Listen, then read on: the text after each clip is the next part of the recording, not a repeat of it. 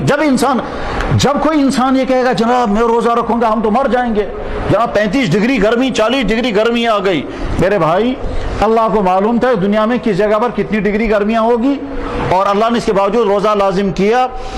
وہ دور یاد رکھیں کہ جس دور میں جناب رسول اکرم صلی اللہ علیہ وسلم تھے، اور نہ کوئی کھانے پینے کے اتنے وسائل تھے، نہ ٹھنڈے پانی تھے، نہ فریج تھا، نہ فین تھے، نہ نیچے بیٹھنے کی اتنی آسانیاں تھی، مسجد نبی میں ہوا کرنے کا کوئی انتظام نہیں تھا۔ اس وقت اللہ نے روزے فرض کیے، چند کھجوریں صبح کھانا، اور یا پھر ستو گھول کر کے کھانا، یہی ان کی سحری تھی، اور شام کو 1-2 کھجوریں افطاری ہوتی تھی، اسی پر روزہ رکھتے تھے۔ اور اس پر اللہ کے نبی علیہ السلام نے صوم وصال بھی رکھنا شروع کیا، جس پہ آپ نے کیا فرمایا؟ آپ نے طریقہ اختیار یہ کیا تھا کہ روزہ آج صبح کو رکھیں گے، شام کو افطار نہیں ہوگا، ساری رات اسی طرح سے جاگتے ہوئے گزاریں گے، فجر کے وقت، فجر سے پہلے سحری کا وقت ہے، سحری نہیں کھائیں گے، اگلا دن پھر روزہ ہوگا، اگلے دن شام کو جو افطار کا وقت ہے یا تو اس وقت افطار کریں گے یا افطار نہیں کریں گے، تیسرے دن کا روزہ شروع ہو جائے گا۔ اس کو کہتے تھے صوم وصال، اور یہ حضور نے روزہ رکھا۔ جب صحابہ نے سنا کہ جناب رسول اکرم صلی اللہ علیہ وسلم نے صوم وصال شروع کر دیا ہے، صحابہ نے عرض کیا یا رسول اللہ ہم بھی رکھیں گے۔ حضور نے منع فرمایا کہ نہیں تم نہیں رکھ سکو گے، تم مجھ سے مقابلہ آرائی مت کرو، تم نہیں کر سکو گے۔ نہیں حضرت ہم بھی رکھنا چاہتے ہیں، جب آپ رکھ رہے ہیں تو ہم بھی رکھیں گے۔ تو جناب رسول اکرم صلی اللہ علیہ وسلم کی دیکھا دیکھی صحابہ نے بھی صوم وصال رکھنا شروع کیا۔ بخاری کتاب الصوم میں ڈیٹیل موجود ہے، وہاں کئی حدیثیں ہیں۔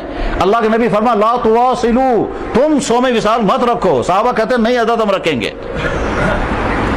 چنانچہ جناب رسول اکرم صلی اللہ علیہ وسلم کو دیکھ کر انہوں نے بھی رکھنا شروع کیا۔ کون سا روزہ؟ ایک دن سحری کھانی ہے، شام کو افطار کے بعد کچھ نہیں کھانا ہے، نہ کھانا نہ پینا، رات ایسی گزارنی ہے، پھر سحری کا وقت آئے گا اور کچھ نہیں کھانا ہے، اگلا دن سحری کا، اگلا دن روزے کا شروع ہو گیا تو روزے کی نیت کر لی، اگلے دن شام کو پھر کھائیں گے اگر کھائیں گے، ورنہ تیسرے دن کا روزہ پھر شروع ہو جائے گا۔ اللہ کے نبی علیہ السلام نے 3 دن کے روزے رکھے صوم وصال، مگر امت کو منع کیا تم برداشت نہیں کر پاؤ گے، تم سہار نہیں سکو گے، لیکن صحابہ نے اس کی بھی کوشش کی تھی۔ لہذا یہ سمجھنا کہ جناب اسے مارو یا گرم چیزوں یہ ہوگا، یہ سب دھوکے کی باتیں ہیں۔ اس کے معنی یہ ہے کہ ہم اللہ سے اعتراض کر کے کہتے ہیں یا اللہ آپ نے ایسا حکم ہمیں دیا کہ ہمارا موسم اس کا ساتھ نہیں دے رہا ہے، ہماری باڈی اس کو برداشت نہیں کر پا رہی ہے، آپ نے ایسا حکم دیا، یہ تو اللہ پر الزام ہے۔ کیا الزام ہے؟ وہ اللہ نے اتنا سخت حکم دیا جو ہماری ہمت سے باہر ہے۔ حالانکہ روزے کا بیان جہاں ہے وہاں اللہ تعالیٰ فرماتے ہیں میں نے تم پر روزہ فرض کیا، وہ بھی رمضان کے مہینے میں، اگر تم میں کوئی بیمار ہوگا بعد میں رکھ لینا، اگر تم میں سے کوئی آدمی مسافر ہوگا وہ بعد میں رکھ لینا۔ یہ روزہ فرض کر کے میں تم پر ظلم نہیں کر رہا ہوں، میں تمہارے ساتھ احسان کا معاملہ کر رہا ہوں۔ یرید اللہ بکم اليسر ولا یرید بکم العسر، میں تمہاری آسانی چاہتا